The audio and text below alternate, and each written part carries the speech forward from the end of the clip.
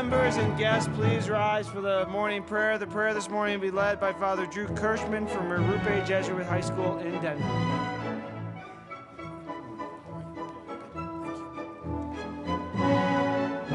Good morning. Let's take a moment of silence as we begin this day. Loving God, we give you thanks for giving us another day.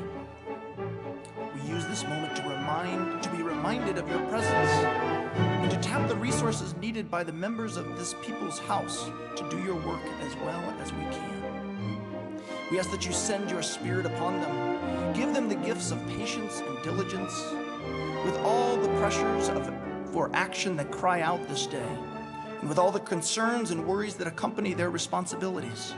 We pray that they might know your presence, which surpasses all human understanding. May your voice speak in them in the depths of their hearts, illuminating their minds and spirits, thus enabling them to view the tasks of this day with confidence and hope. All this day and through this week, may they do their best to find solutions to the pressing issues faced in our great state. So says Father Thomas Merton. We do not see the road ahead of us. We cannot know for certain where it will end. We believe that the desire to please you does in fact please you, and yet we hope that our desire is in everything that we do. Therefore, we trust that you always walk with us.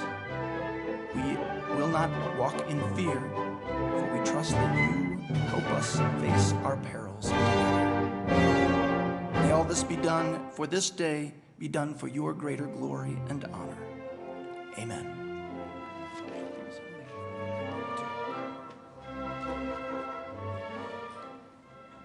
The House will come to order. The Pledge of Allegiance this morning will be led by Ben and Nick Spicer from Southeast Christian School in Parker.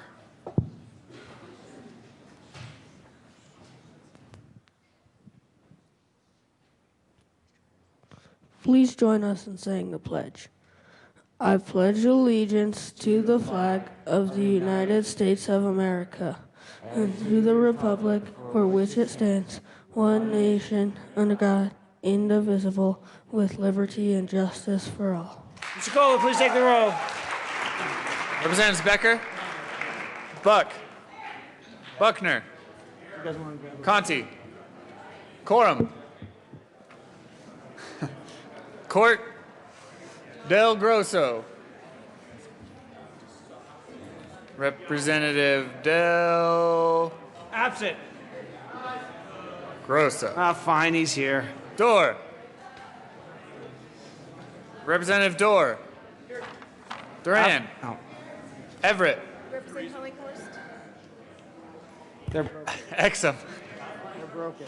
Fields, I think Fisher, Foot, Garcia, Gardner, I don't know what.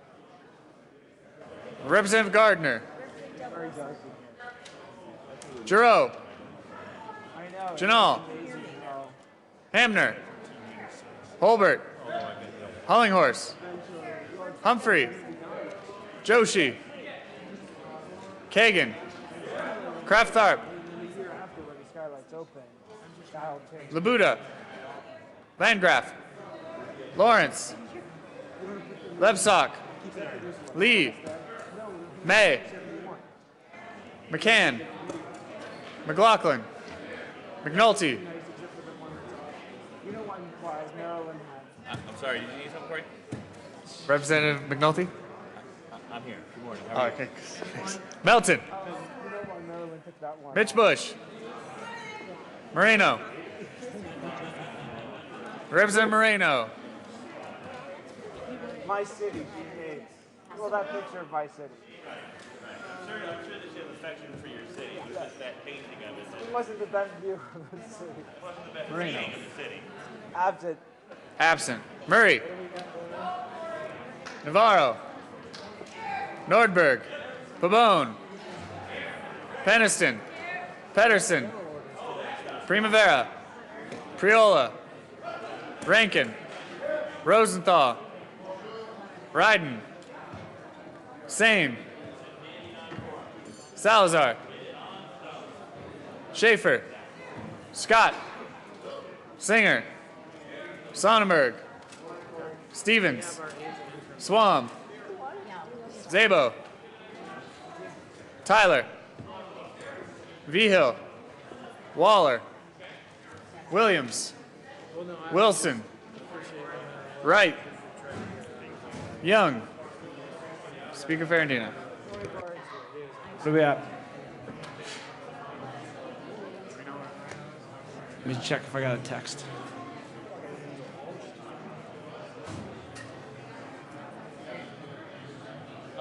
Excused.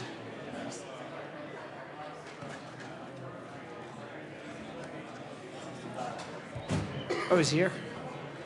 With 65 members present, a quorum is present. Representative Dorr.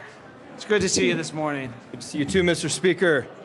I move that the reading of the Journal of Monday, April 28th be dispensed with and that it be approved as corrected by the Chief Clerk. You've heard the motion. All those in favor say aye. Aye. All those opposed, no? I got too much work to do. The motion is passed. Announcements, introductions, Representative McCann. Thank you, Mr. Speaker. Members of Health Insurance and Environment, listen up, please. You'll notice that we added another bill yesterday to our calendar this morning. So we do have Senate Bill 3 as well as Senate Bill 162 and Senate Bill 187. I think you would be wise to plan on working through lunch today, so keep that in mind for the Health Insurance and Environment. Thank you. Representative Williams. Thank you, Mr. Speaker. Members of the Business, Labor, Economic Workforce Development Committee, we have 3 bills today. Senate Bill 5, House Bill 1389, and House Bill 1392.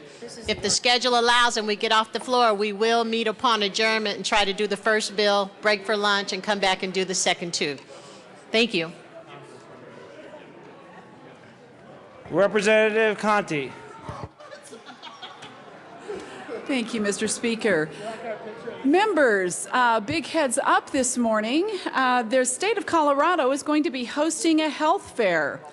This will offer free health screenings that will be provided for all state employees. Legislative aides are encouraged to attend.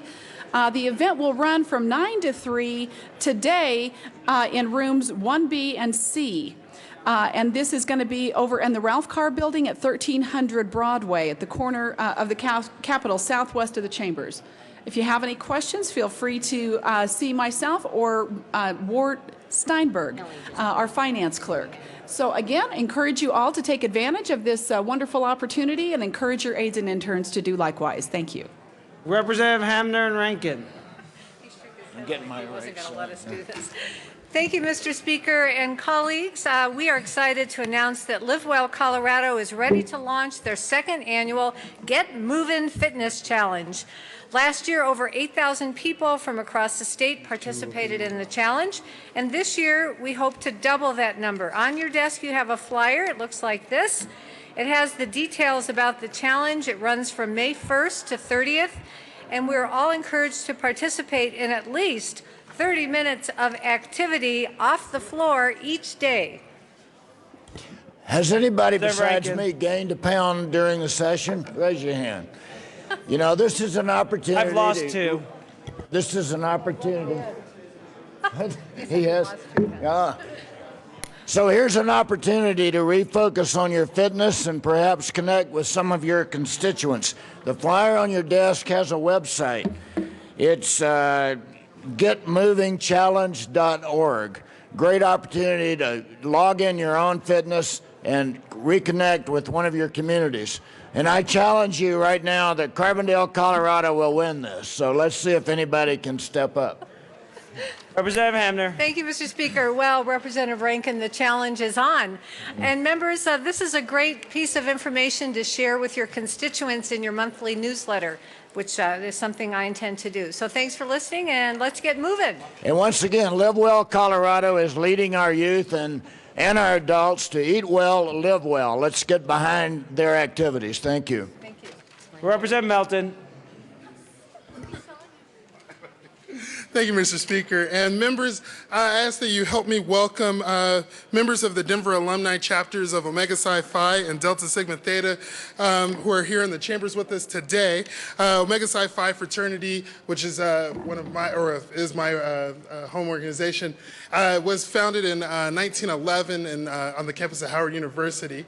And then Delta Sigma Theta was also founded at Howard University in 1913. Omega Psi Phi is built on upon the principles of manhood, scholarship, perseverance, and uplift. And Delta Sigma Theta has done great work in terms of educational development, economic development, political awareness and involvement, physical and mental health, and international awareness and involvement. Members, would you please help me welcome them into the chamber today?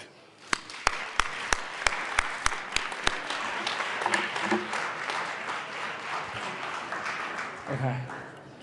And members, just so if you're wondering, it's a little darker in here because the lights for the pictures is not working. So they're trying to fix them. So we will keep working on that. Representative Kagan. Thank you, Mr. Speaker. Members of the public, members of the Judiciary Committee, and particularly those members of the public who enjoy stealing cars, chopping them up, and selling them for parts. Please be aware that there has been added to the Judiciary Committee calendar this afternoon Senate Bill 176 from Murray and Court, criminal penalties for chop shops. Representative Fisher. Members of the House Agriculture, Livestock, and Natural Resources Committee, and actually others who might be interested, please be reminded that tomorrow at 7:30 we have been invited to tour an iVita growing operation and dispensary at 3890 Franklin Street. Transportation will not be provided by we won't have buses or anything going over there from the Capitol. You're on your own to make your way over there. The tour starts at 7:30. We should be back at the Capitol no later than about 8:30 or 8:45. From what I understand, they're doing some pretty innovative things with regard to pharmaceutical production using cannabis.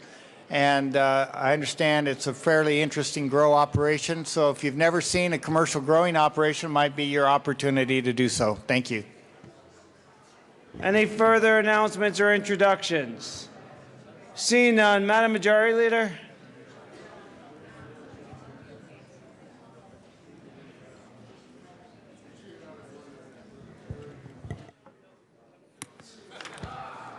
Thank you, Mr. Speaker. Members, just by the way of letting you know what we're doing here, I'm going to pull everything we've got ready for second reading up on special orders today. Some of those things are on the calendar for the 29th and the 30th. Some we just got from committee. That's going to be an ongoing list, at least for today and tomorrow. We will break at noon because I know you have a special age luncheon on your side of the aisle. And we probably will not come back this afternoon, but I think you can count on the fact that we will need to come back after committee tomorrow afternoon. So put that in your plans if you can. Thank you. Well, let me just say, don't if you can. You have to put that in your plans. Thank you. Hold on one second, Madam Majority Leader. We've got to read committee reports. Reports of committees of reference. Committee on State Veterans and Military Affairs, after consideration on the merits, committee recommends the following: House Bill 1364 be postponed indefinitely. House Bill 1396 be referred to the Committee on Law. Favorable recommendations. Senate Bill 133 be referred favorably to the Committee on Appropriations. Madam Majority Leader, let's make some special orders. Thank you, Mr. Speaker. I move that the following bills be placed on the top of the special orders calendar today, April 29th. Is that correct? At 9:22. And the bills are House Bill 1343, Senate Bill 144, House Bill 1367, 1369, 1394, 1377, 1396, and Senate Bills 21, 46, 50, 73, 88, 115, 153, 166, 174, and 182. Seeing no objection, the bills listed by the Majority Leader were placed on the top of the special orders calendar. Being that's the next order of business, we'll move to that. Representative Buckner.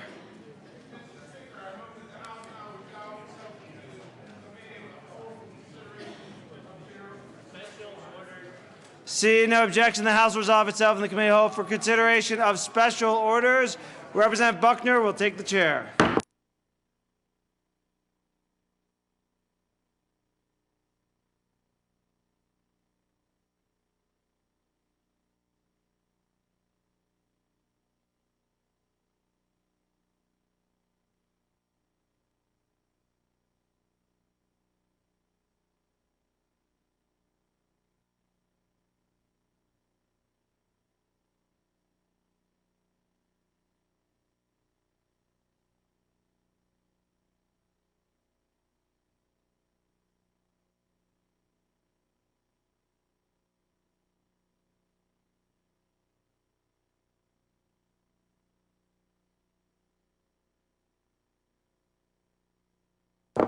Committee will come to order.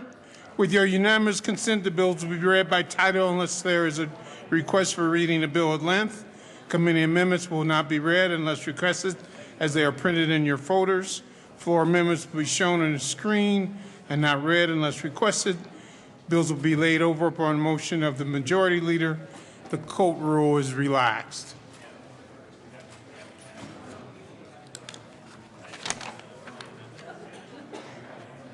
Mr. Kohler, would you please read the title of House Bill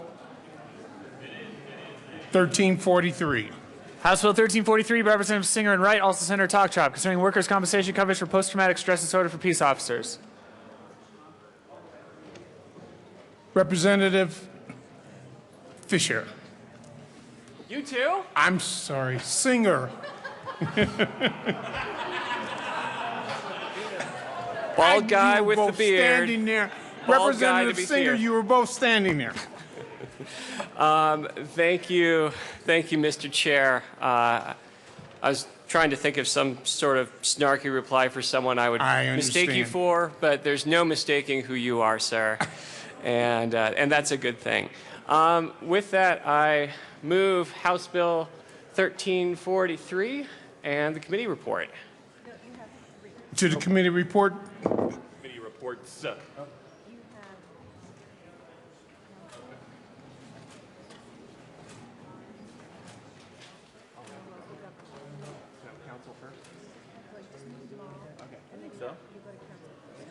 Yep. My apology, Mr. Chair. We have 3 committee reports. To the local government report, please. Well, actually, Legislative Council, I believe, is the first one, Mr. Chair. Okay. To the Legislative Council report. Thank you, Mr. Chair. Little morning jitters, I guess, for all of us. The Legislative Council report just clarifies the strike below in the bill, which simply moves this bill from making sure that police officers can qualify for workers' compensation if they get PTSD on the job, to simply creating a task force to look at the issue and really consider the systemic issues related to police work and post-traumatic stress disorder. And with that, I ask for an aye vote on the Legislative Council committee report. Question before us is passage of the Legislative Council report. All in favor, say aye. Oppose? Committee report is accepted. On to the State Veterans and Military Affairs report. Thank you, Mr. Chair. The State Military and Veterans report clarified what that task force would look like. And with that, I actually have 2 amendments to the State Affairs Committee report to make sure that, that we do our due diligence. And with that, I move Amendment L019 and ask that it be displayed. To the amendment, it's properly displayed at this time. Thank you, Mr. Chair. Amendment L019 clarifies who the co-chairs of the task force will be. The greatest source of friction on this bill was between the workers' comp division inside the state and the Fraternal Order Police, who actually brought the bill. This appoints them as co-chairs, so we actually make sure. Ladies and gentlemen, could we please have a little quiet in the chambers? We can't hear the from the well. If you could move your conversations to the side. Do not make me go into my former principal mode. Thank you, Mr. Chair. Actually, I'd like to see that. So everyone else, please keep talking. No. In all seriousness, though, this just clarifies who the co-chairs of this task force are. Originally, the co-chairs of the task force were members of the legislature, but we stripped out the legislative co-chairs and the legislative members to depoliticize this as much as we could. And with that, I ask for an aye vote on Amendment L019. Is there any discussion of Amendment L019? I'm sorry, Mr. DeGarza, Representative DeGarza. Thank you, Mr. Chair. Representative Singer, I'm looking at this amendment. And you said the purpose is to depoliticize this, but the governor yet still gets an appointment. So how does that depoliticize when the governor, who is obviously an elected official, who, you know, if we're saying that if one of us serves on this committee, that it somehow politicizes it, but yet the governor gets to pick one of the two co-chairs, how does that depoliticize this? Representative Singer. Thank you, Mr. Chair. And Minority Leader Del Grosso, they are appointing a member who is already on the task force from one of his executive departments.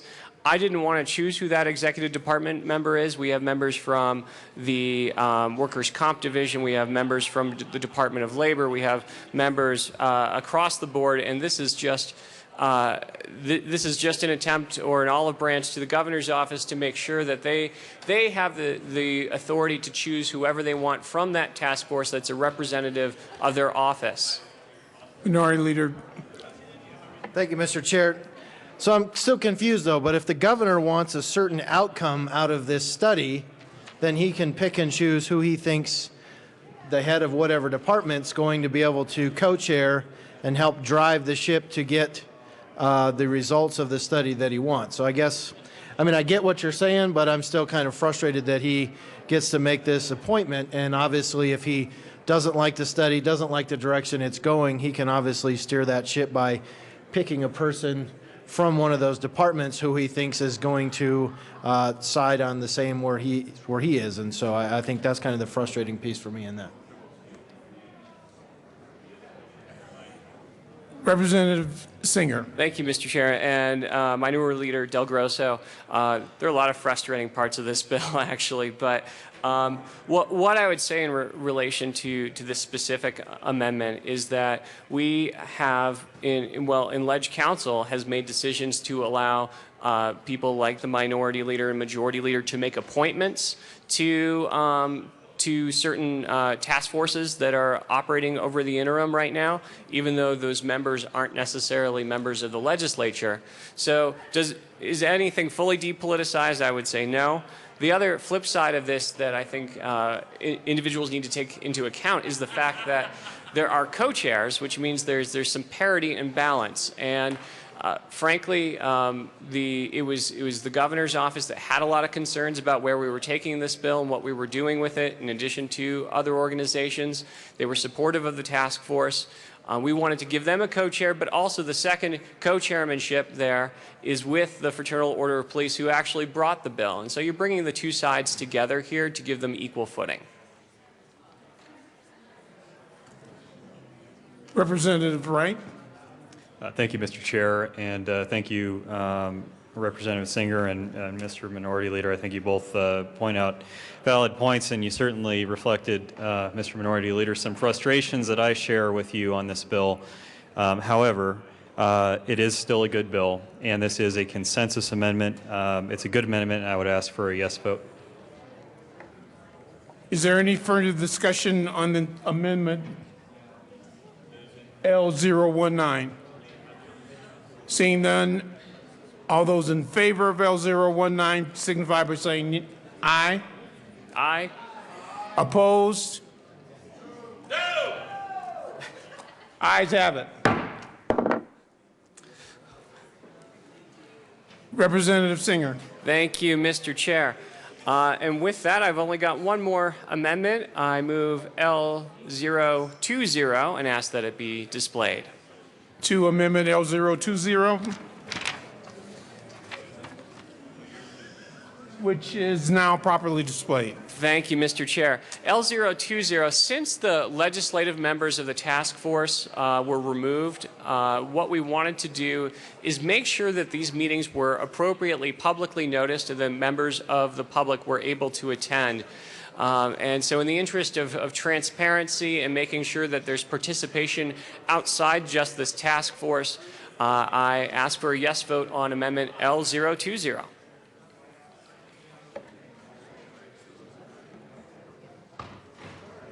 Representative Wright. Thank you, Mr. Chair.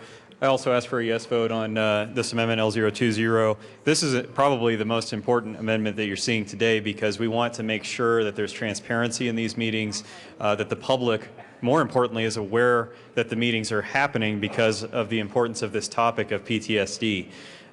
What this bill is accomplishing at this point, members, is continuing to draw attention to this as a problem amongst our police officers and to get the public involved in the discussion. So I would ask for a yes vote on L020.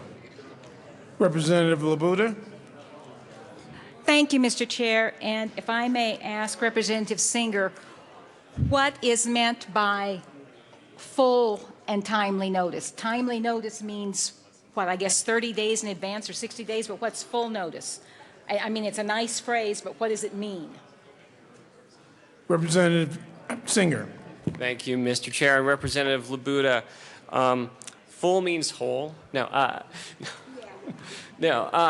asked the drafter, I asked her to draft conforming language that would conform with timely notice and full notice when we have interim task forces that are required to be publicly noticed because we have legislative members sitting there. And so this is the conforming language that she came up with, and the technicalities of that I can't go into, but I asked it to be conforming language to make sure that it lined up with what we do when we have open meetings here, when we have legislative members sitting on these task forces.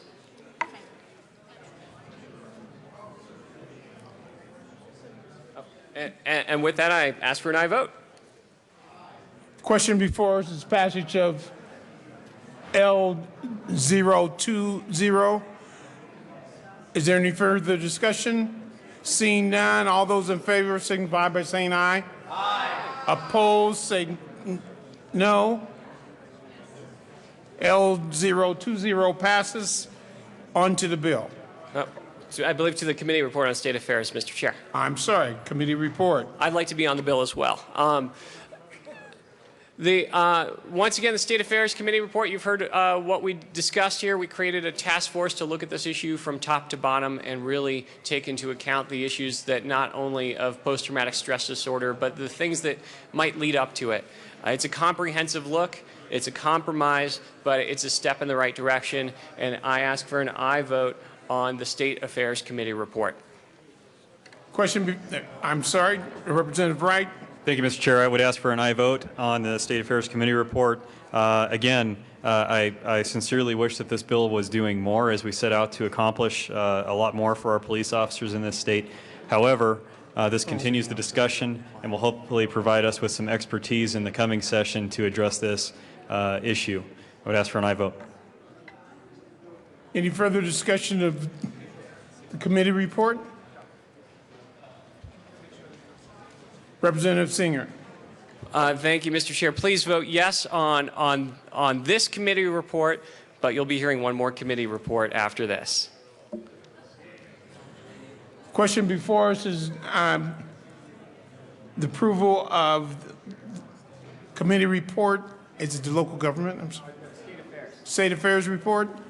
All those in favor signify by saying aye. Aye. Opposed? Ayes have it. Representative Singer. Thank you, Mr. Chair. 2 down, 1 to go. I'm actually going to ask for a no vote on the local government committee report. While the local government committee tried to take the appropriate and correct steps to make sure that we did the right thing, ultimately we ended up with amendments on that bill that created a settle question that prevented a strike below amendment that would have brought the sides together. which led to the bill being moved out of the local government committee with no recommendation. And so it is with regret, but hopefully with your understanding and all due respect to the local government committee, which I vice chair, that we vote no on the local government committee report. Is there any further discussion of the committee report? Representative Wright. Thank you, Mr. Chair. Also asking for a no vote on the local government committee report. Is there any further discussion on the local committee government report? Seeing none, the question before us is the passage of local government report. All those in favor say aye. Opposed say no. No! The noes have it. Committee report is rejected. Representative Singer. Thank you. I believe we're to the bill now. To the bill. Thank you, Mr. Chair. This bill was an issue that came to me through the Fraternal Order of Police, and I want to thank everybody that put in their input here. The issue of post-traumatic stress disorder in our police department is an incredibly pressing issue that we are only touching the tip of the iceberg today about. There are more police officers that end up dying from a self-inflicted gunshot wound through suicide than are shot and killed by felons every year. This is a serious issue, folks, and there needs to be a serious solution. And ultimately today we're only going to get to part of that solution with creating a task force to further look into the studies. So I appreciate the work that our police officers have done with this bill. But we see these resolutions every year, sometimes several times a year, honoring our police officers, asking or answering for everything that they've done and lauding them for what they've done.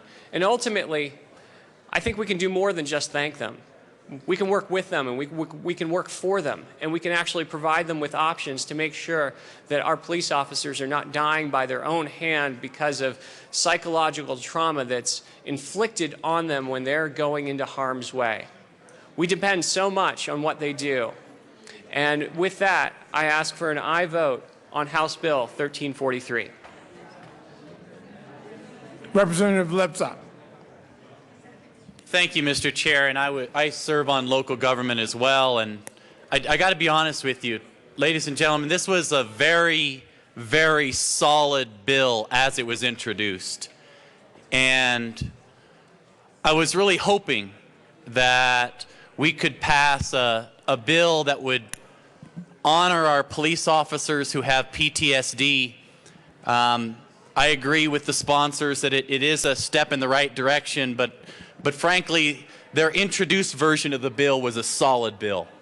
And I want to thank Representative Wright and Representative Singer in their leadership, and I look forward to working on this in the future so that we can strengthen this bill and actually do something for our police officers and making sure that we honor them. And if they have PTSD, then by golly, we ought to do the right thing and stand by them. And so in the future, we can strengthen this bill. But I want to thank the sponsors for their leadership. Representative Wright. Thank you, Mr. Chair, and I thank Representative Lebsack for those remarks. This has been quite a journey with this bill. I'm sure Representative Singer would agree. This is a good bill, members. As I said before, we need to make sure that this is a serious topic of discussion that gets focus from our state agencies, from our county sheriffs, and from our local municipal police departments in the months to come. Representative Singer pointed out some statistics that are important, and that's that we have more cops out there dying due to suicide than due to felonious acts in the line of duty. That's a serious issue. We recognize as a government in this country that PTSD is a serious issue for our men and women in uniform coming back from combat in the military. I think it's also important to recognize that our cops that are out there on the streets on a daily basis serving us and seeing some terrible things, even in the smallest departments, that we address post-traumatic stress disorder and that we make sure that we get to them before the next tragedy happens. Members, I am disappointed, as I said before, over some of the handling of this bill has nothing to do with the partisan nature of this bill. This is clearly a bipartisan bill, and I'm still asking for a yes vote. However, it could have been handled better. I'm disappointed in the way that it was handled by the governor's office. I think that the way that they went about essentially watering down this bill, and at one point even discussing killing the bill altogether and appointing the governor's own task force. Members, this is a legislative process involving 65 members in the House. I think we can do a decent job of making sure that all of the right people are at the table rather than having this entirely controlled by the executive branch. I hope that the governor will honor his commitment to this bill now and will allow it to pass the Senate quickly so we can get this signed into law. It's a very important bill, and I ask for an aye vote. Thank you. Representative Singer. Thank you, Mr. Chair. I just left one thing. I wanted to thank Representative Wright for working with me and making sure that this was a collaborative process across the aisle. This is not a Democratic or Republican issue. The issue of suicide cuts across family lines, cuts across our police lines, unfortunately. And with that, I ask and renew my motion for an aye vote. So we on the amendments right now? No, we're finished. Thank you very much. Is there any further discussion on House Bill 1343? The issue before us is passage of House Bill 1343. All those in favor signify by saying aye. Aye. Opposed? The ayes have it. Senate Bill 1343 is passed. Mr. Kohler, please read the title of Senate Bill 144. Senate Bill 144 by Senators Aguilar and Nicholson, also Representative Janal, concerning extending the Commission on Family Medicine support for the development of family medicine residency programs in underserved areas of the state in connection with making and reducing appropriations. Representative Janal. Thank you, Mr. Chair. I move Senate Bill 144. There are no committee reports. To the bill, please. Mr. Chair, I move L002 and ask it be properly displayed.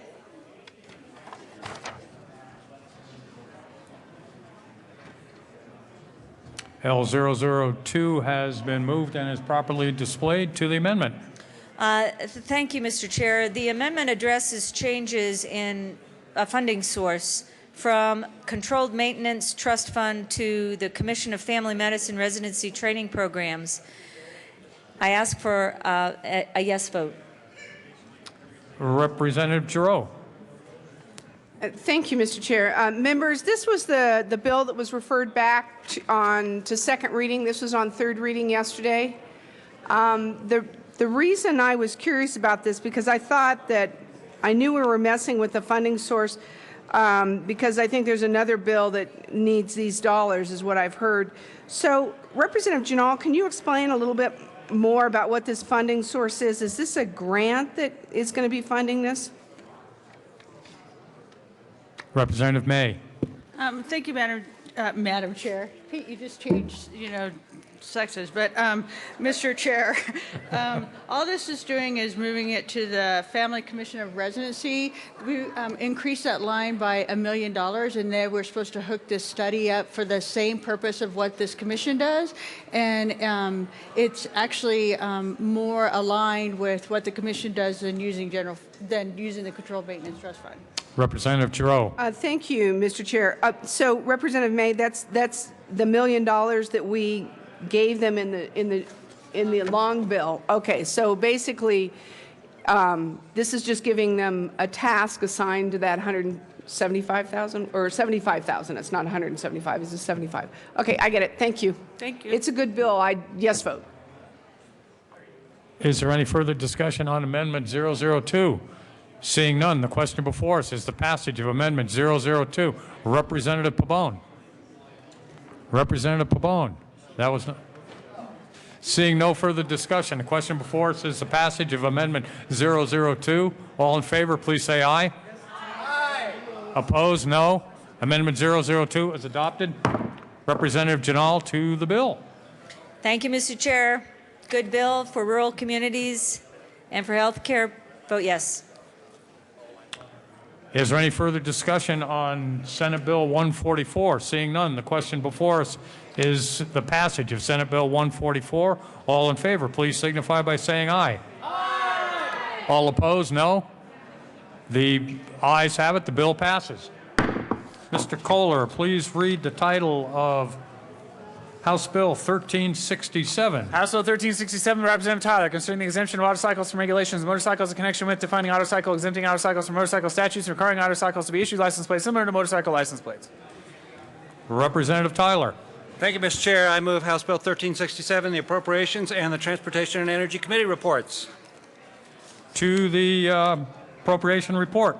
Thank you, Mr. Chair. The Appropriations Committee simply put some money into the Department of Revenue so they could do the proper programming and changes to that really old, ancient software to accommodate the needs of this bill. I ask for an aye vote on the Appropriations Committee report. Is there any further discussion on the Appropriations Committee report?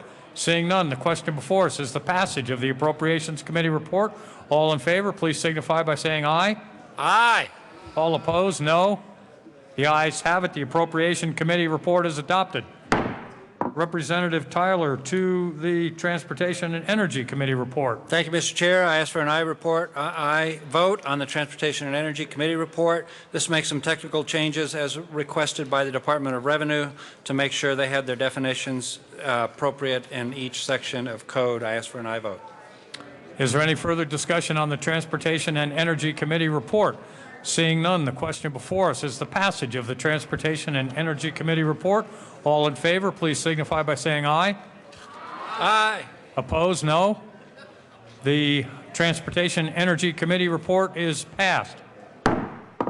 Representative Tyler to the bill. Thank you, Mr. Chair. This accommodates a really new, interesting, innovative technology for an entrepreneur coming into the state of Colorado who's planning on going into production probably next year. An autocycle is an enclosed three-wheeled vehicle. So for less than $10,000, you're going to be able to buy a vehicle that gets about 70 to 80 miles a gallon. And it's a safe vehicle because it is fully enclosed and has full safety equipment. And I ask for an aye vote to enable this new technology. Is there any further discussion? Representative Labuda. Thank you, Mr. Chair. And Representative Tyler, I was wondering about this in committee, but I didn't ask the question because of what we were addressing at the time.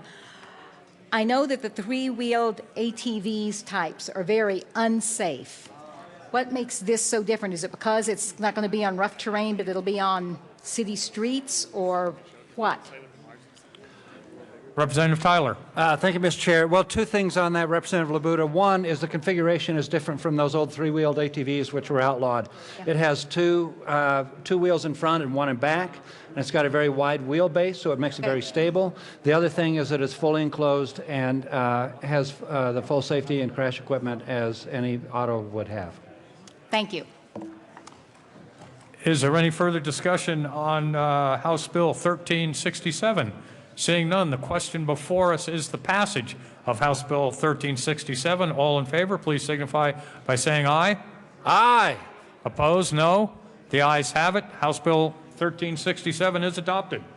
Representative Mr. Kohler, please read the title of House Bill 1369. House Bill 1369 by Representative Young, also Senators Crowder and John, concerning required licensure for durable medical equipment suppliers. Representative Young. Thank you, Mr. Chair. I move House Bill 1369, the committee report from Appropriations and the committee report from Public Health Care and Human Services. On to committee report from Health Care and Human Services. Do you want to, Mr. Chair, do you want to do Appropriations first? Oh, I'm sorry. Appropriations, please. Thank you, Mr. Chair. The Appropriations Committee simply added the Appropriations clause. I ask for an aye vote. Question before us is the passage of the Appropriation Committee report. All those in favor signify by saying aye. Aye. Opposed? Committee report passes.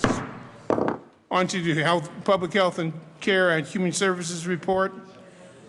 Representative Young. Thank you, Mr. Chair. In Public Health Care, we made two amendments. One was to ensure that these businesses only are paying a fee as a business, not per location, and also that there was a complaint procedure that would align with the Centers for Medicare and Medicaid Services. So I ask for your aye vote. Any further discussion? Seeing none, the question before us is the passage of the Public Health Care and Human Services report. All those in favor say aye. Aye. Opposed? Ayes have it. On to the bill, Representative Young. Thank you, Mr. Chair. House Bill 1369 is a workaround. It's a creative workaround. It's not a perfect bill, but I think it does resolve a really significant problem that we have in the state concerning the Medicaid, the Medicare bidding process, and it's flawed. It needs support at the congressional level, and at the congressional level, that thing is moving slowly. So we do have the opportunity to ensure that people here in Colorado have access to the durable medical equipment that they need through a bidding process that requires the vendor to have a license. They either have to be in the state or 50 miles within the state, and this piece of the competitive bidding process is allowed under CMS and gives us this opportunity to ensure that that vendor is local and can provide the services. We're not trying to eliminate competition. Actually, we're trying to improve it and ensure that our local companies can bid on these services, and actually they're the ones that are in the best position to provide the services. I think it's a great bill. I encourage your aye vote. Question before us is the passage of House Bill 1369. I'm sorry. Minority Leader Del Grosso. Thank you, Mr. Chair. Representative Young, so this one came through committee, and I was reading it in committee, and this kind of flew through, and I didn't get a chance to ask a question. But when I read the legislative declaration, it says, "It is not the intent of the General Assembly to set up a barrier to trade in the durable equipment supply industry by licensing these suppliers." But isn't that exactly what the bill's doing? Representative Young.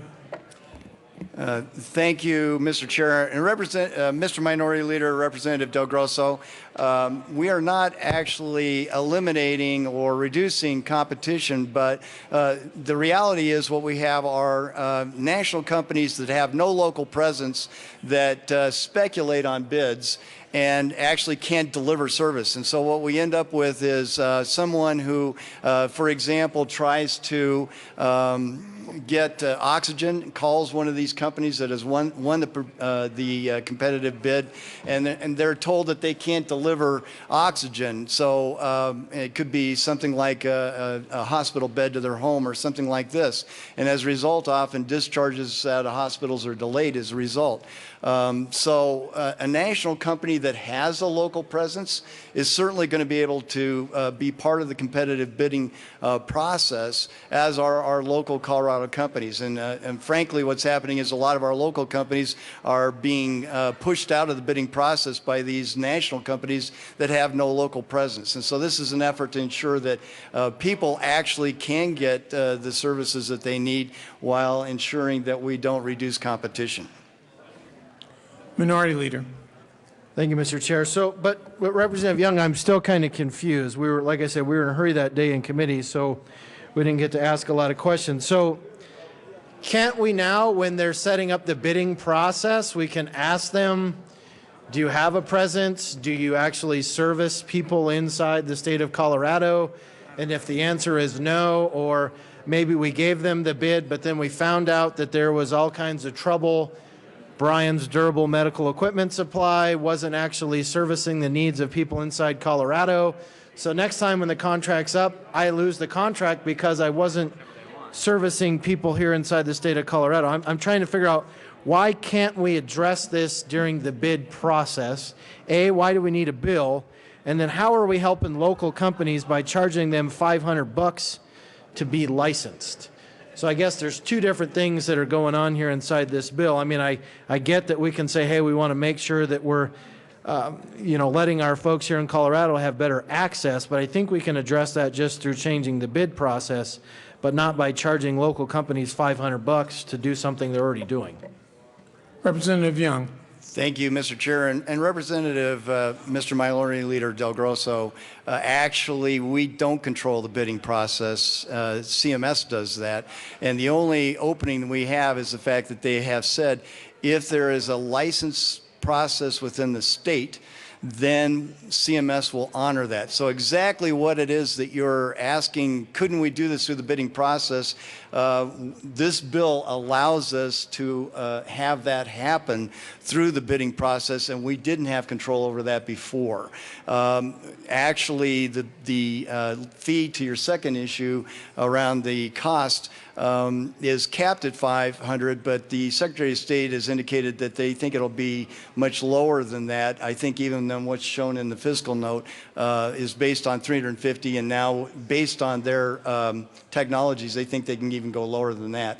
When we heard testimony from local businesses, they said it was that the licensure wasn't that big a barrier. Having a physical presence is a bigger issue, but that's not for them because they're already here in Colorado, and that it was being shut out of the bidding process because they were getting lowballed by national companies that didn't intend to actually have a physical presence here or even follow through on their service obligations through the contract. That was the biggest problem. So what we're trying to do is through this bill is exactly what you're saying we should try to do. It is a solution. I indicated the process at the federal level is flawed, but that this is as best a workaround as we've been able to come up with. Is there any further discussion? Representative Wilson.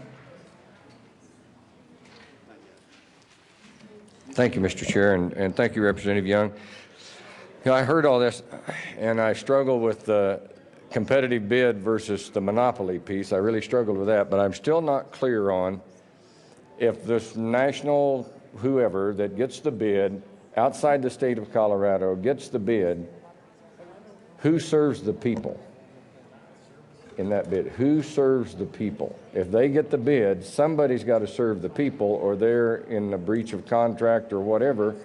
Who serves the people? Representative Young. Thank you, Mr. Chair. Representative Wilson, that's exactly the question. These national companies win the bid. They can't serve the people, and the people have no recourse. And so licensure in this bill allows us to make sure that there's a local presence that will serve the people and that they won't be shut out of the bidding process as is happening now. Representative Wilson. Thank you, Mr. Chair. Well, Representative Young, therein lies my question. How can they bid if there's no intention of serving the people? Evidently, there's a problem with the bidding process, not with the location. It's being able to fulfill the obligations of the contract. Representative Young. Thank you, Mr. Chair. And Representative Wilson, you're exactly right. There's a problem with the bidding process, but it's controlled at the federal level, and we as state legislature can't dictate how a federal contract process or bidding process is done. The only opening that we had was a change to the bidding process that said that CMS would honor licensure at the state level if a license exists. Up to this point, we haven't had a license, and so there was no control or no way for us to deal with that. But now that we're through this bill providing a license process, CMS will honor that when they're doing the bidding and will ensure that businesses have to have this local presence if they are going to be part of the competitive bidding process. I indicated when I started to discuss the bill that in fact the bidding process at the federal level is flawed. It needs revision. It's not working. But we have this workaround. While it may not be perfect, we believe that it's going to ensure that people get the services they need without removing competition. Representative Wilson. Thank you, Mr. Chair. So then, in the process that's outlined in this bill, is there a guarantee that just because there's a Colorado presence that they will serve the people? Representative Young. Thank you, Mr. Chair. And Representative Wilson, we heard testimony in committee that the local businesses, in fact, do want to serve people, but they get shut out, they get lowballed through this competitive bidding process at the federal level, and then are excluded from being able to serve people. I mean, they're in the business to serve people. That's why they're here in Colorado. And there are some national companies that have local presences here in Colorado that are still going to be included in this. They're going to be able to get a license. They have a physical presence. If they win part of these bids, they're certainly going to have that opportunity to compete as well. It's the ones that are speculating on the bids that have no local presence that are causing the problem, and we're trying to rectify that by ensuring that our local businesses have a shot at the competitive bidding process by CMS honoring this licensure process. Representative Wilson. Thank you, Mr. Chair. But just because you're a national company with a physical presence in Colorado, and they're still going to try to lowball it, and like we heard in testimony, whatever, sell their company or whatever, is there anything in the bill? That's my question. I can't find anything in there that says you win the bid, you have to provide the service. Representative Young. Thank you, Mr. Chair. And Representative Wilson, no, there's nothing in the bill that does that. But if we have enough companies that are local that win bids, and each one of these pieces of equipment have a cap on the number of bids that are accepted and are assigned by CMS. If we have enough local businesses, somebody's going to be able to call somebody, probably find somebody local in their area that they're going to be able to get that service to oxygen, hospital bed, whatever they need, delivered in a timely manner. It may not be the first one they call on the list, but if there's at least options for them on the list that are not speculative companies that are outside the state and have no physical presence, they've got that option. They can find somebody on the list to call. Representative Landgraf.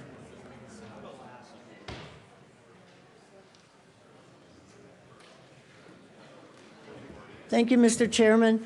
Members, this bill will bring businesses to Colorado. It's just that simple. And it will bring businesses to Colorado to serve people who are some of the really the most deserving of people who don't have the ability to get in a car and drive out of state, people who can't wait 6 months for a repair part or a new piece of equipment. That's what it's designed to do. And in just a moment, we will have a chart to show you why that will work. Oh. Okay, just one moment, please.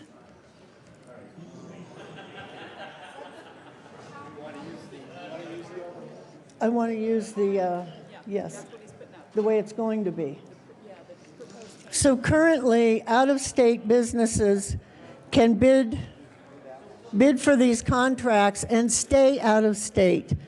They may do it intending to sell that business or that contract to a local business that's not affordable. So with this, okay, so this is how it currently works. All of these companies bid, and then they don't come to Colorado. So you can have a situation where somebody needing a simple wheelchair repair is having to go to an out-of-state company to get that. And I can attest to that because Colorado Springs has one business to do repairs or buy wheelchairs. If we need a repair for our son, we do it ourselves. And everybody's not in a position to do that. So can you flip that over? With this bill, anybody winning one of these bids or contracts will have to come to Colorado and have a presence in our state. So I support this bill. I supported it in committee, and I would ask for a yes vote. Representative Everett. Thank you, Mr. Chair. I actually rise in opposition to this bill. We heard from one company that was going to directly benefit by this sort of protectionist policy.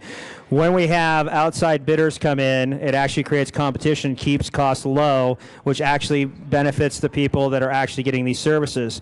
Also, we don't need another bill to address remedies. What we do is, with breach of contract, you do have redress here, and you can address these remedies without extra laws. So I rise in opposition to this bill. Representative. Thank you, Mr. Chair and members. I actually support this bill, and here's the reason why. Currently, the way the system works is you have people come in and bid on these jobs or bid on these services. And they lowball these services. They have no ties here, which is fine. I'm for competition. And then they subcontract them out. And when they subcontract them out, then those services aren't provided and we don't have recourse. We can't find them. That's a problem. So in essence, and although I'm one of those guys that usually hates creating new licenses and creating new registrations, in order to make this work and hold people accountable and be transparent, I think that this bill is needed in order to do that. Doesn't say you have to. Just says if you want to participate in this program, this government program, you shall be part of the Secretary of State's office. So I ask for a yes vote. Representative Young.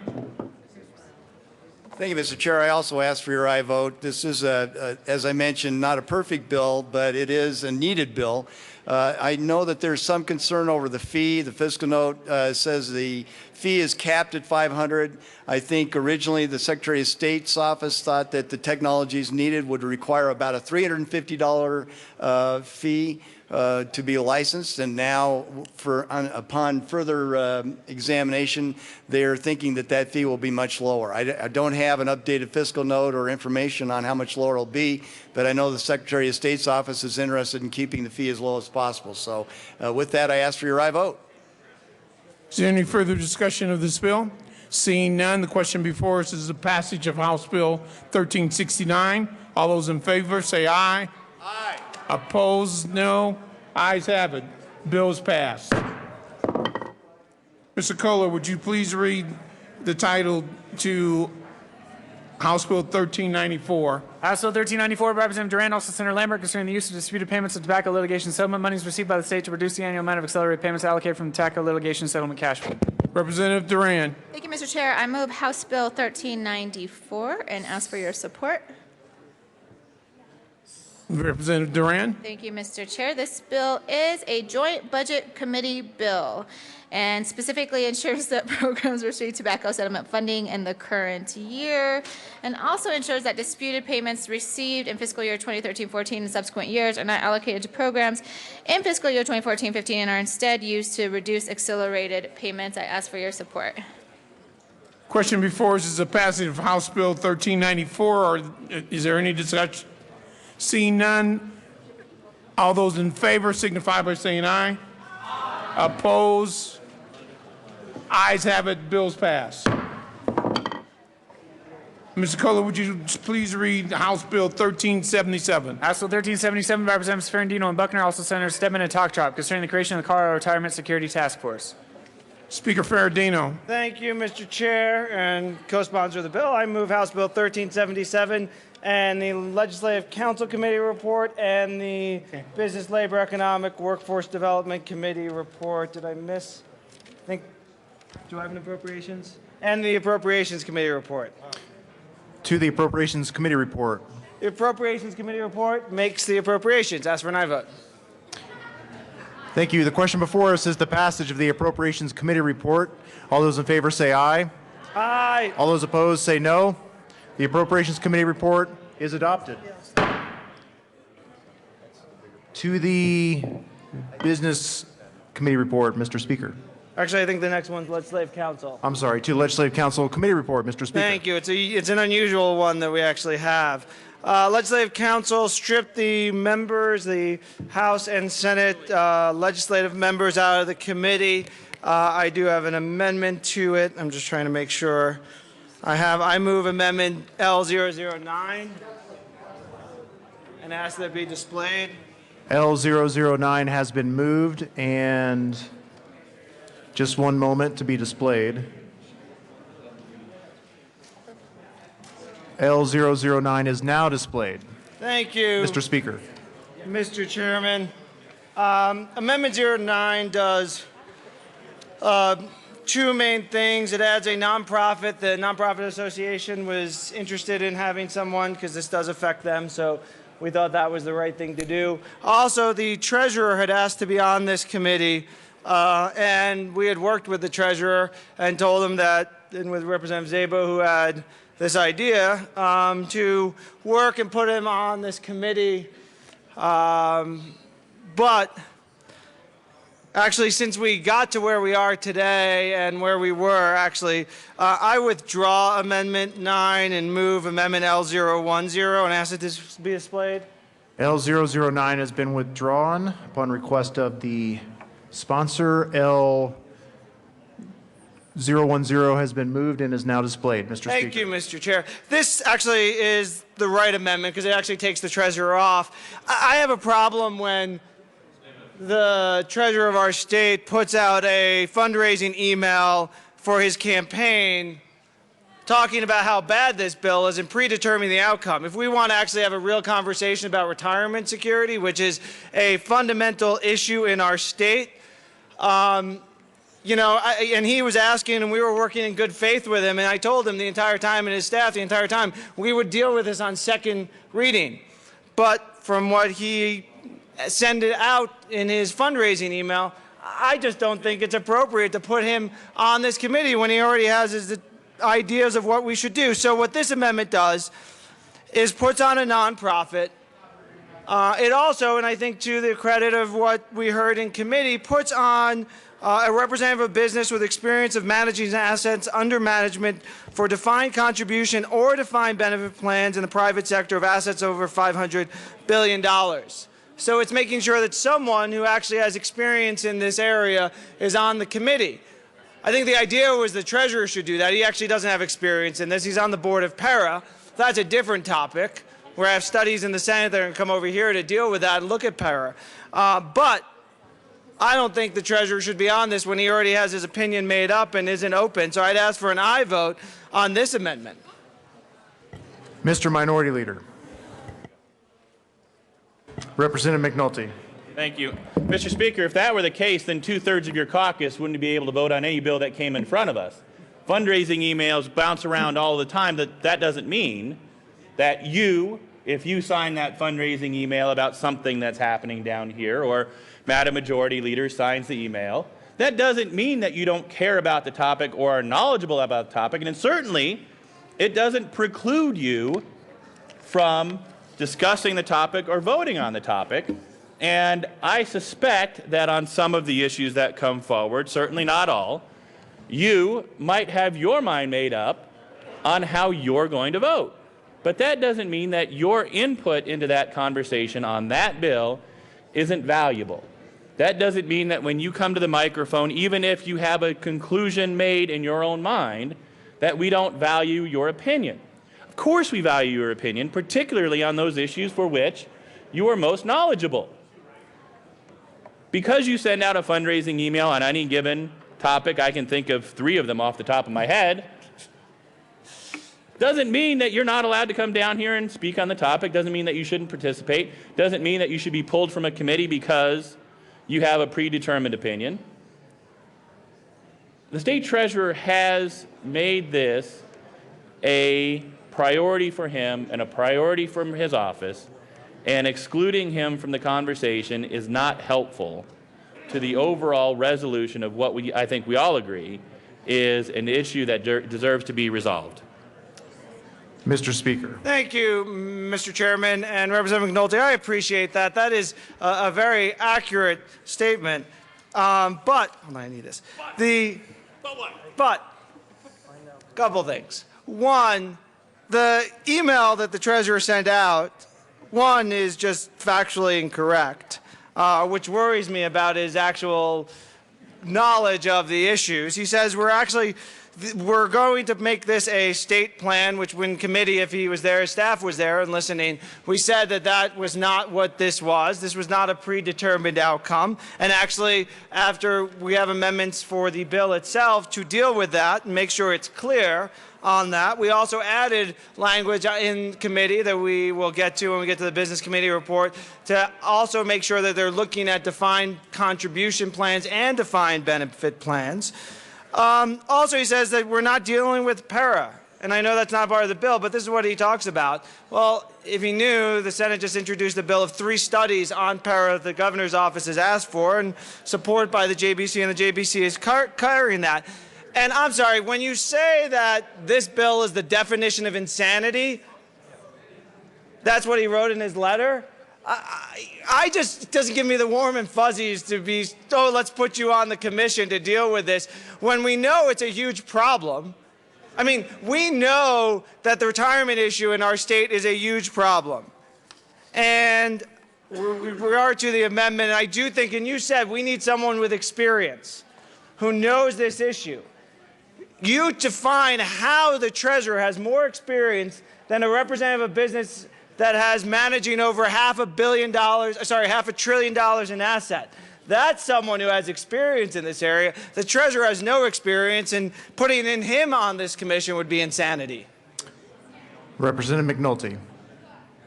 Thank you. I think, Mr. Speaker, we could all come up with our own definition of insanity, largely pertaining to many of the bills that we deal with down here from time to time.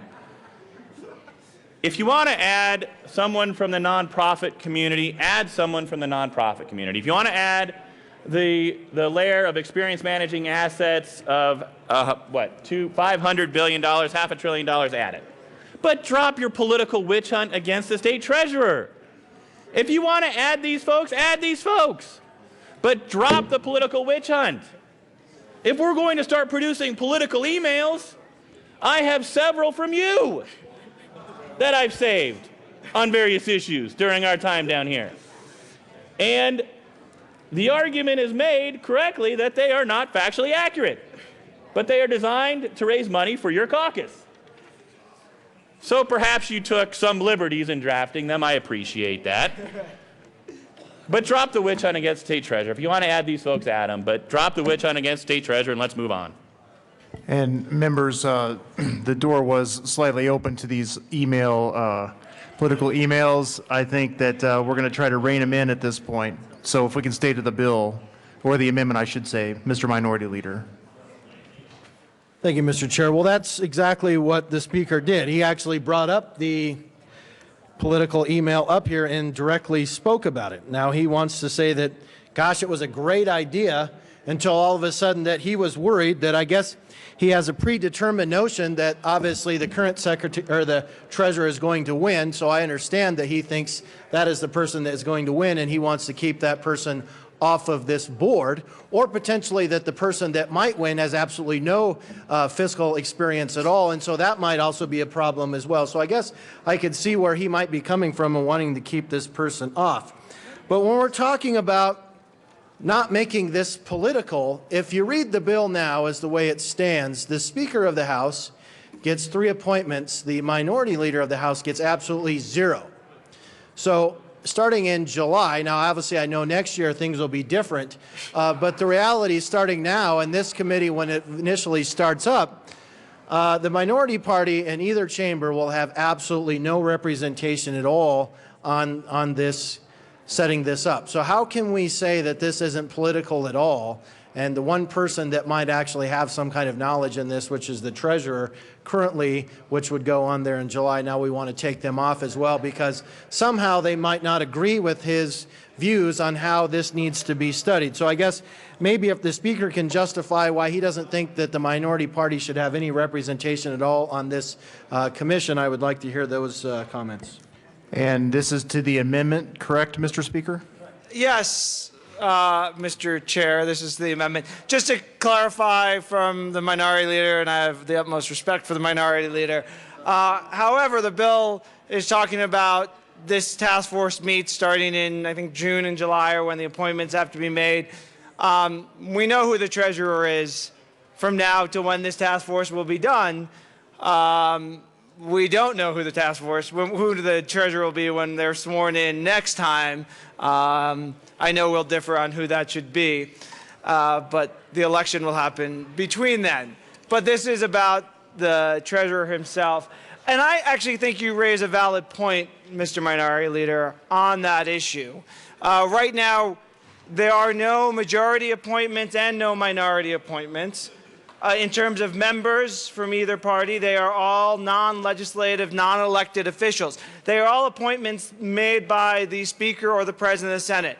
I am open to conversations about moving maybe one or two of those appointments to the minority, but I think you got to look at how we do it both with the House and the Senate.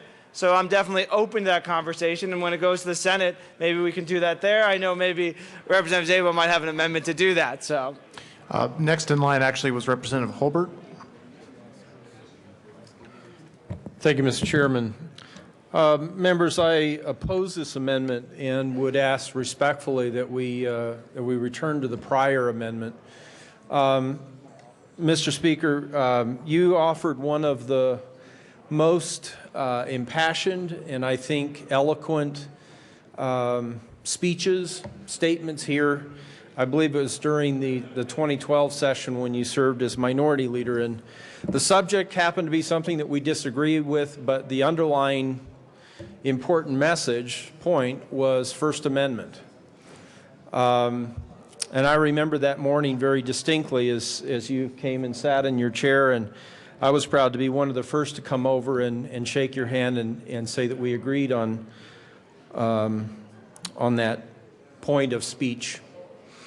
You and Representative McNulty have traded some, I think, fun political barbs here this morning about political messaging, but I think that it is simply wrong that we consider an amendment that would ignore the will of the majority of voters in Colorado who have designated the person who will serve as our state treasurer, a gentleman who has shown himself to be proficient in these matters and rightfully deserves to be part of this task force. He would be a valuable member of that task force, but out of respect for your speech that morning in 2012, he clearly has different views than you do. Probably he and I align more. But, Mr. Speaker, that is something that I've come to respect about you, is that you do not bring that political division here. And I would sincerely ask you, with all due respect, to withdraw this amendment and go back to the prior that would allow the state treasurer a seat on the task force. Thank you. Representative Buckner? Okay. Representative Zabel?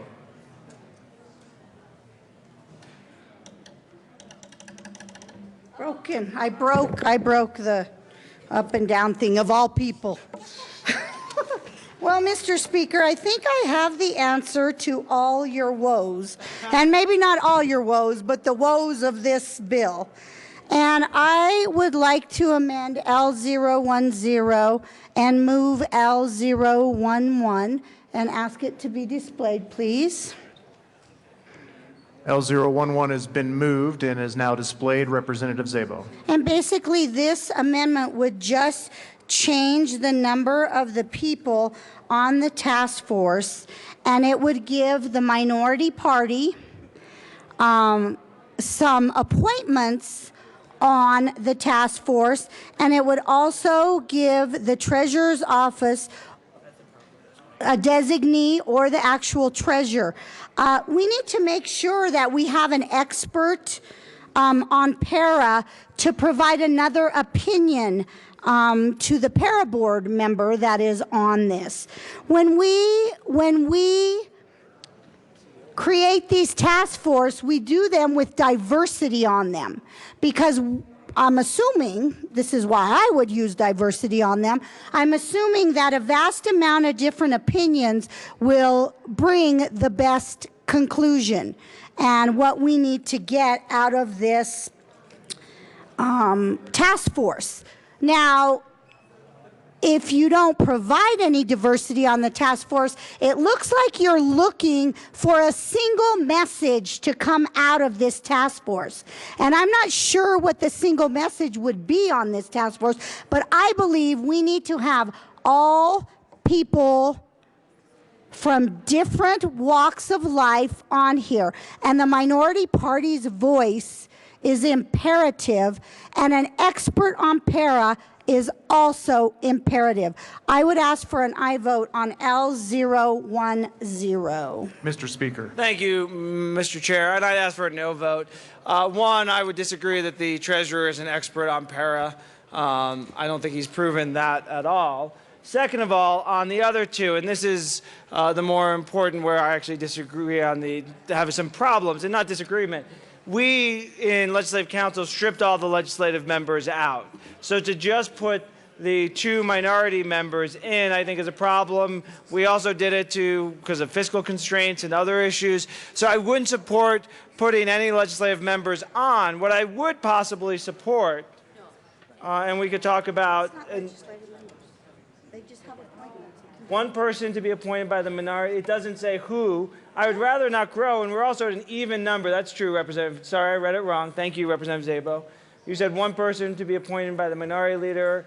What I would like to do is take, like it is for the Speaker and for the Senate President, is take one of those existing members that are on that and move it from my appointment to the minority leader's appointment from each, and one from the President, and do that. I think that's a more appropriate way to do it than having it open-ended like this. So I'd ask for a no vote on this amendment. Representative Szabo. So, Mr. Speaker, what you're saying is you would rather take one of your appointments and give it to, and one of the Senate President's appointments and give it to the minority party. Is that what you're saying you would rather do? Mr. Speaker. Thank you, Mr. Chairman. Representative Szabo, that is what I'd be more open to. I need to look at the makeup and where the appointments are, but I think that is the fairer way to do it, and I do think that the minority probably should have appointments on the task force as well. But I don't like being at 14, and I would rather be more specific on who's going to be there, so we can work on those. Representative Szabo. Thank you, Mr. Chair. And about your comment on the appointment to the treasurer, that's your opinion about his expertise on para. And at this point, he's probably the closest one to the expert to give another opinion to the person from the para board. And how about if we do this? How about if we lay this bill over for a couple bills and we work on an amendment that will say, instead of having an even number, you give the minority 3 appointments. That would be 15 people, so that would be an odd number. And we would look at someone from the treasurer's office. Is there any further discussion on L011? Mr. Minority Leader. Thank you, Mr. Chair. I guess I'm trying to figure out why you're opposed to 14, if there's something more magical about 13 or 11, what the problem is with 14. Excuse me, and then I heard that you were nervous about the appointment of the future minority leader as far as what it's open-ended. Well, what difference does it make? If it's the minority leader's appointment and that's the person who they would like to serve, why should we put guardrails around that? It doesn't matter if it's myself, whoever that is, if that's the appointment that I see, or, obviously, Representative Pabon or Representative Hollinghorst or whatever, if that's the person they want to put on there, why should we put guardrails about who they want to appoint? I don't get that. If it's one appointment and it's the person that we choose, what difference does it make? Mr. Speaker. Thank you, Mr. Chair. And Mr. Minority Leader, the appointments I have are not open-ended like that either. If we want to go all open-ended, that's a different discussion. I don't think that's the right way to do. I think we should have, as we always do with task force, have guidelines. Now, in the bill, as amended, I have 4 members to be appointed. It went to 3 because we struck the members. The appointments by the speaker is 1 who is a private sector employee in the state fewer than 50, 1 person employee private sector, the state who is over 40 years of age, and then 1 person who represents an organization that represents employers. That one makes, I mean, if we want to do that, the minority leader makes that appointment in the House, and then the Senate has 3 as well, and maybe there's 1 person in the private sector employee state more than 100 employees. Maybe we make that the minority appointment and have minority leader appoint each of those. So the speaker gets 2 appointments, the minority leader in both chambers gets 1 appointment. That is, I would be open to that type of an amendment. Any further discussion on L011? Seeing Mr. Minority Leader. Thank you, Mr. Chair. So, Mr. Speaker, are you asking that we try to lay this over and work out some kind of an amendment, or what would you like to see happen here? Mr. Speaker. Thank you, Mr. Chairman. Representative Del Grosso, we can go to where we are. We can lay the bill over, 1 bill, work on amendment to make those 2 minority appointments. We can still fight on if we think the treasurer is not, but I think I will disagree with you on that policy about the treasurer, but underlying, I do think you have a very valid point to make sure the minority has a selection in there. So I can't do it because it's not my call, but if I can find a majority leader or assistant majority leader who wants to lay over a bill. Mr. Assistant Majority Leader. Just 1 bill. Thank you, Mr. Chair. I move to lay over Senate Bill 1377 as amended, 1 bill. Seeing no objection, House Bill 1377 as amended will be laid over, 1 bill. Mr. Kohler, could you please read the title of House Bill 1396? House Bill 1396 by Representative Wright and also Senator King concerning clarification of the authority of persons acting on behalf of the Department of Public Health and Environment to administer the medical marijuana registry. Representative Wright. Thank you, Mr. Chair. I move House Bill 1396, and there is no committee report. To the bill, Representative Wright. Thank you, Mr. Chair. Members, House Bill 1396 is a bill that came to me from the Department of Public Health regarding the independent contractors, third-party companies that do work for our State Department of Public Health in the medical marijuana area. And what it does is designate those folks as authorized employees, which is necessary for them to access the information that they are involved in working with. I urge a yes vote. Representative Young.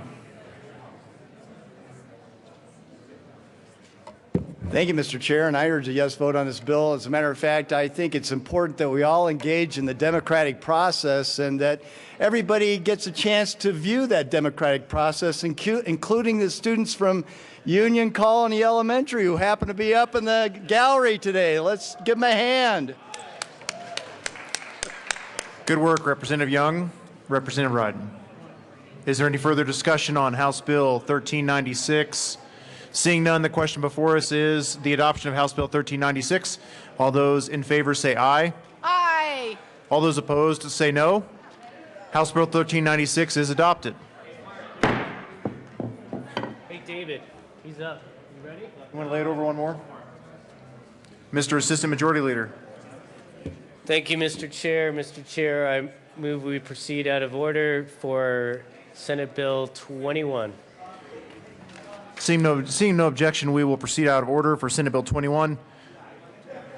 Mr. Kohler, can you please read the title of Senate Bill 21? Senate Bill 21 by Senators Talktrop and King, also Representative Wright, concerning the treatment of persons with mental illness who are involved in the criminal justice systems in connection with making appropriation. Representative Wright. Thank you, Mr. Chair. I move Senate Bill 21 and the Appropriations Committee report and the Health Insurance and Environment Committee report. To the Appropriations Committee report, Representative Wright. Thank you, Mr. Chair. So the Appropriations Committee decided to appropriate $3,746 for the compensation of legislative members on the Oversight Committee, as well as members who are members of the public. There are 3 civilian, if you will, members on the task force who will be reimbursed for their travel expenses, and I'd ask for an aye vote.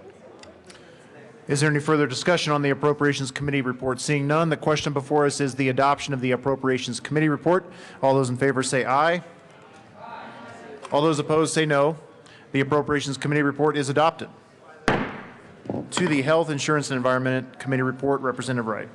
Thank you, Mr. Chair. The Health Insurance and Environment Committee made the determination to reimburse the 3 public members on the committee. I think that's important to get their participation on the task force and provide for their expenses. I would ask for an aye vote. Is there any further discussion on the Health, Insurance, Environment Committee report? Seeing none, the question before us is the adoption of the Health, Insurance, Environment Committee report. All those in favor say aye. All those opposed say no. The Health, Insurance, and Environment Committee report is adopted. To the bill, Representative Wright. Thank you, Mr. Chair. Members, I would like to, no, I wouldn't like to, I will move Amendment 008 and ask that it be displayed on the screen, please. L008 has been moved and is now displayed. Representative Wright.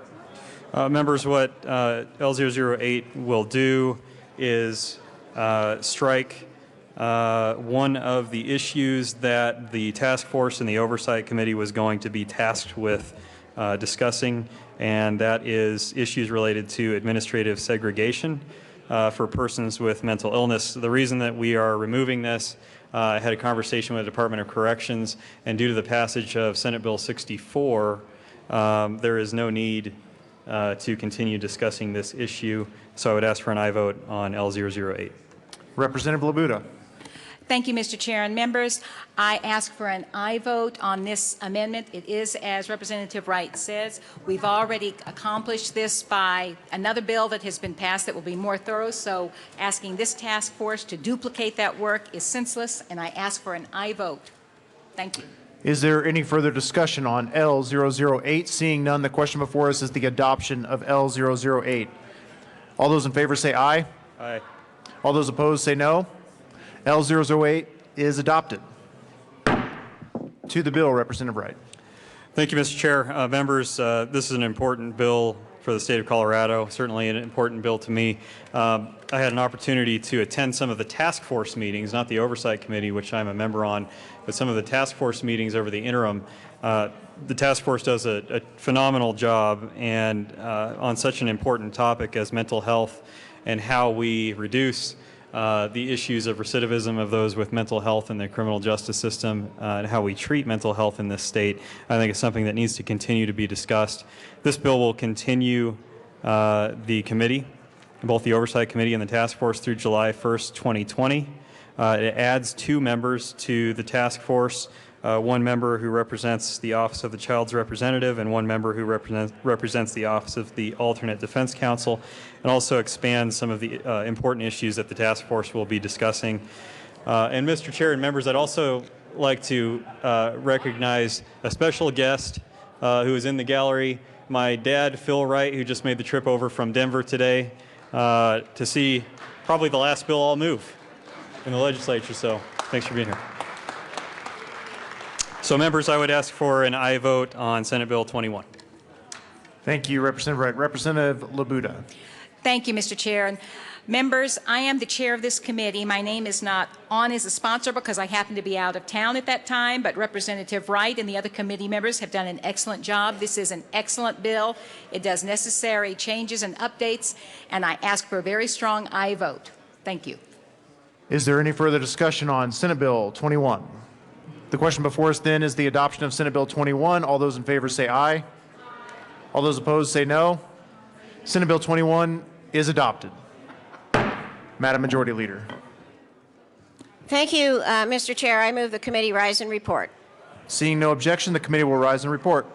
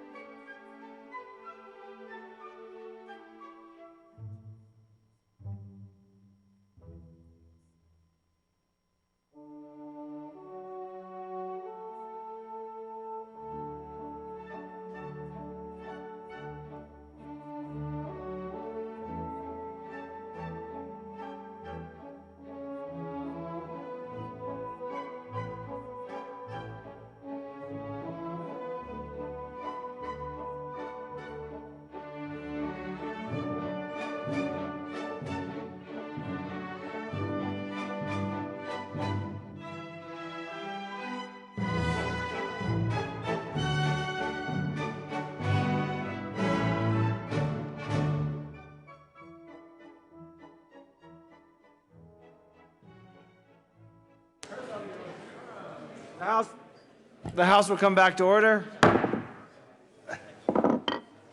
Mr. Kohler, please read the report of the committee of the whole after you put your jacket back on.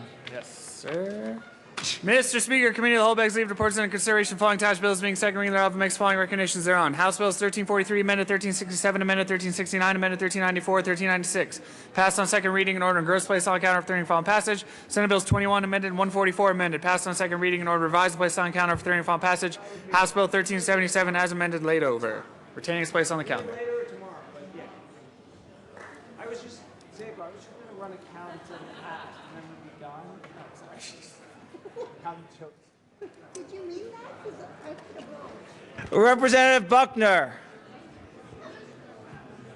Representative Buckner.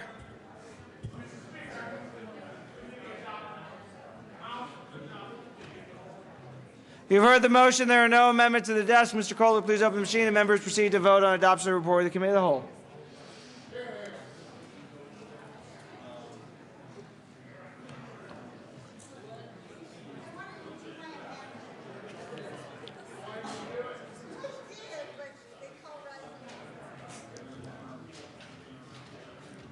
Representatives Becker, Buck, Buckner, Hamner, Hollenhorst, Kagan, Fisher, May, McNulty excused, Sane, Pabon, Tyler, Vigil, Williams, and Melton.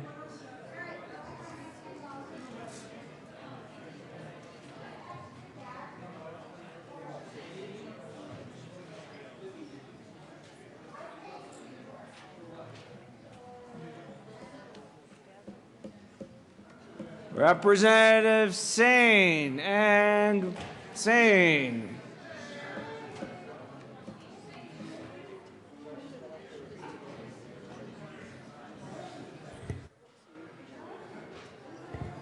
Representative Sane excused and fined $5. Close the machine with 62 aye votes, 1 no vote, 2 excused, and 0 absent. The report of the Committee of the Whole is lost. Passed. Sorry, passed. What am I saying? I counted the votes right. Yeah, that deserves a goat. Thank you. It was adopted. Our amazing chief clerk she'll always make sure it's correct in the journal. That's why we say it's corrected by the amazing chief clerk. Announcements and introductions. Representative McCann. Thank you, Mr. Speaker. Members of the House Health, Insurance, and Environment Committee, we are going to take off Senate Bill 3 from our calendar on adjournment in order to try to make sure that particularly this side of the aisle can get to their lunch with their aides and interns. So we will be hearing Senate Bill 162 and Senate Bill 187. Senate Bill 3 will move till Thursday's calendar. So we'll see you down in room 107 as soon as you can get there. Thanks. Representative Peniston. Thank you, Mr. Speaker. Colleagues, please join me in welcoming a group that will be here shortly, Skyline Vista Elementary School, that we will have 64th graders in the building. So if you see them running around, tell them welcome. Representative Williams. Thank you, Mr. Speaker. Members of the Business, Labor, Economic, Workforce Development Committee, we will meet at 11 o'clock. We will hear our first bill, and we will break at noon. So let's hustle over so we can get through our first bill. Thank you. Representative Scott. Any further announcements or introductions? Seeing none, Madam Majority Leader.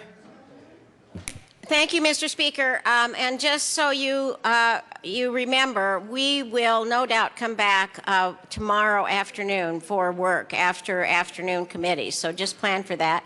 And with that, Mr. Speaker, I move the House stand in recess until 1 p.m. this afternoon.